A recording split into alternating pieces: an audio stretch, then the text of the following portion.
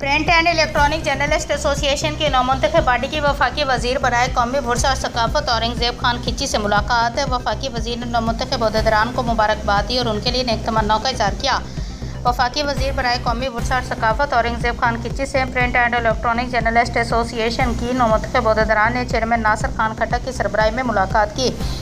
वफाकी वज़ीर ने नौमुंतखब अहदेदारान को मुबारकबाद दी और इनके लिए नेक तमन्नाओं का इज़हार किया। मुलाकात के दौरान वफाकी वज़ीर ने कौमी वर्सा और सकाफत की तरवीज और तरक्की में सहाफ़ियों के किरदार को सराहते हुए कहा कि मीडिया कौमी सकाफत और रवायात को उजागर करने में कलीदी हैसियत रखता है। उन्होंने वजारत की जारी और मुस्तकबिल के मनसूबों पर तफसीली ब्रीफिंग दी।